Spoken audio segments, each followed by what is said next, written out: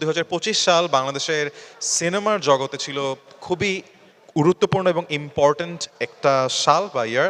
এবং ফিল্মের কথা বলতে গেলে আসলে আমরা নায়ক নায়িকাদেরকে ছাড়াও পার্শ্ব চরিত্রের কথা যখন বলি, পার্শ্ব চরিত্র আসলে পার্শ্ব চরিত্র থাকে না, সামটাইমস পার্শ্ব চরিত্র বা সাপোর্টিং অ্যাক্টররাই হয়ে যায় আসলে একটি সিনেমার প্রাণ বা কেন্দ্রবিন্দু।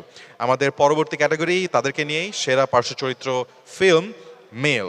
এবং এই ক্যাটাগরিতে পুরস্কার দিতে আমরা মঞ্চে আমন্ত্রণ জানাতে চাই মিস্টার শাহিন সুমন, সভাপতি বাংলাদেশ চলচ্চিত্র পরিচালক সমিতি, এবং শাহিন কবির টুটুল, মহাসচিব বাংলাদেশ চলচ্চিত্র পরিচালক সমিতিকে। আমাদের ক্যাটাগরির নামে সেরা পার্শ্ব চরিত্রের কথা থাকলেও আসলে আমরা কিন্তু আমাদের সব প্রিয় খলনায়কদেরকে দেখে ফেললাম। এবং আমরা দেখেছি আসলে খলনায়কদের এই অভিনয় ছাড়া কিন্তু সিনেমা জমে ওঠে না। এবং আমাদের নমিনিদের মধ্যে কিন্তু বেশ কিছু মানুষকে আমরা অলরেডি স্টেজে দেখেছি।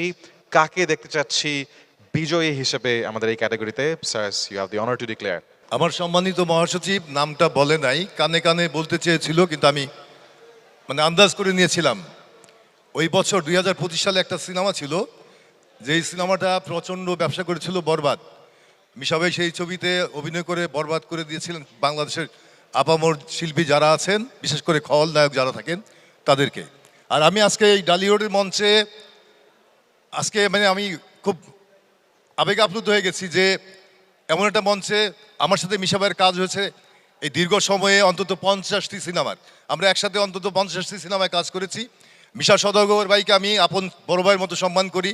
আজকে আমাদের মাধ্যমে ওনার হাতে পুরস্কার যাচ্ছে, এই জন্য আমি ডালিউডের যে আয়োজন, এই অ্যাওয়ার্ডের আয়োজন যারা করছেন, বিশেষ করে আলম ভাই, তার প্রতি কৃতজ্ঞতা প্রকাশ করছি। এবং আমরা শ্রদ্ধার সাথে স্মরণ করছি যারা এই ডালিউড অ্যাওয়ার্ডে এসছেন, প্রত্যেকে যারা এখন উপভোগ করছেন, এই প্রচণ্ড ঠান্ডার মধ্যে এসছেন, উপভোগ করছেন এবং পাশে আছেন, পাশে থাকবেন, তাদের সবাইকে আমার পরিচালক সমিতির পক্ষ থেকে ধন্যবাদ এবং কৃতজ্ঞতা।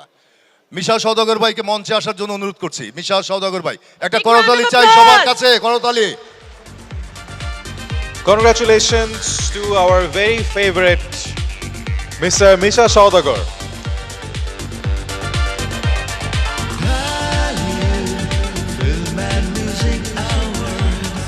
আমরা ঈদে বেশ কয়েকটি সিনেমা দেখি, এক একটি সিনেমায় এক একটি নায়ককে দেখি, তবে খলনায়ক সবসময় সেমই থেকে যায়, এবং that is our very favourite Misha Saodagar. আমরা সবাই জোরে একটা করতালি দেই ফর আওয়ার ফেভারিট মিশা সওদাগর।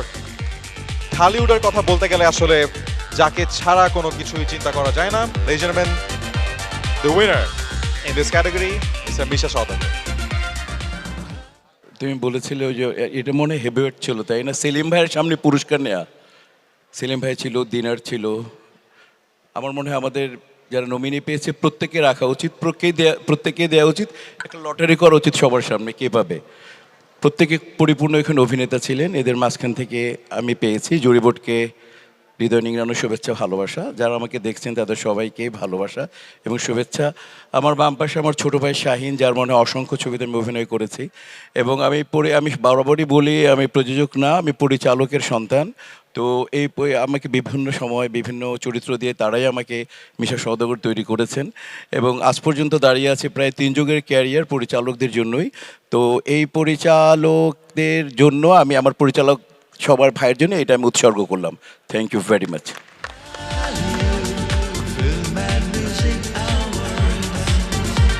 অসংখ্য ধন্যবাদ sir for presenting the award, and congratulations to mister Saudagar.